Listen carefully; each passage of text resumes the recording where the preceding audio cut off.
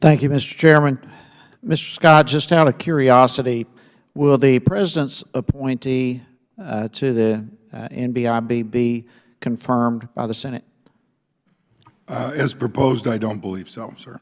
Do you know how that process will be? Is it just an appoint? Okay. That's correct.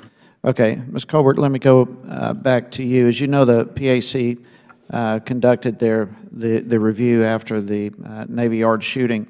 That review led to 13 specific recommendations to improve clearance, the clearance process. Has the intelligence community fully complied and addressed those recommendations? Congressman, the PAC collectively has been working to implement the full set of recommendations from the review following the Navy Yard.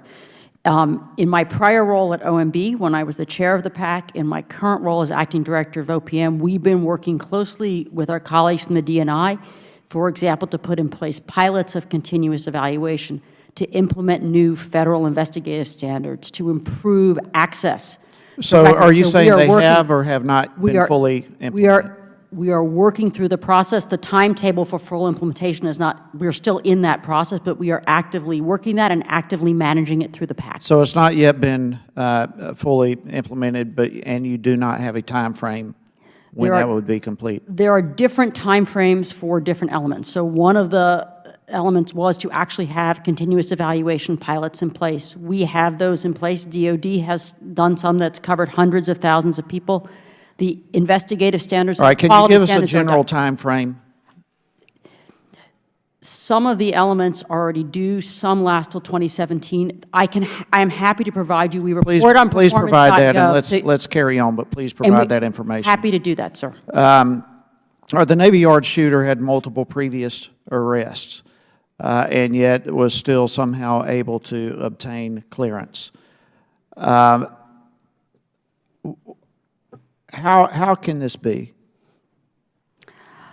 Congressman, there are real challenges in getting complete and comprehensive records from local law enforcement. Some of those are due to the challenges that the local law enforcement has in their own record. Okay, there's been recommendations to work and improve that process with state and local criminal records. When is that process going to improve? That process has seen improvement. I can cite examples from New York City, from, we track actually. I don't want examples. I want when are we going to see that enormous gap closed? We are continuing to work with law enforcement. The records are their records. Things like Congress gave us with the NDAA that gives background investigators greater access to records that was implemented last year will be one step in helping us. But we have to work this through with local law enforcement to make sure they've got the systems. That's the whole point. The local law enforcement, when is that relationship going to be resolved so that information can be readily made available so that we don't have people like the Navy Yard shooter?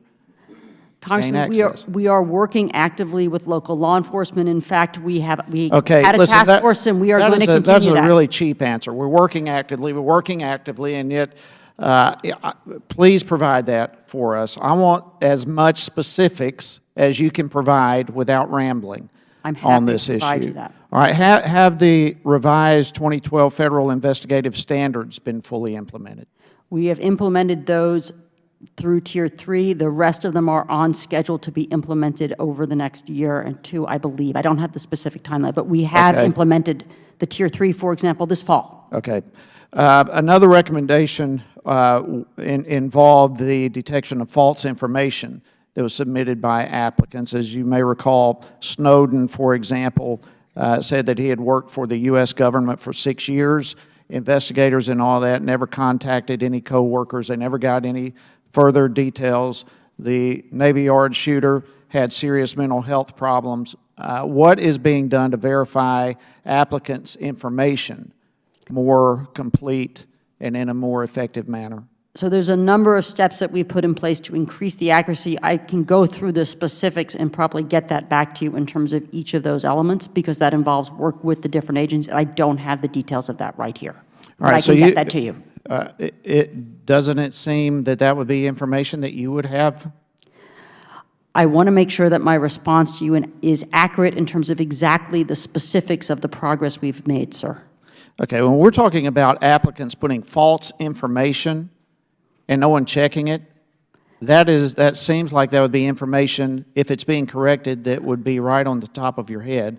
I would appreciate you getting that information to us ASAP. My time has expired, Mr. Chairman. Thank you, and I yield back.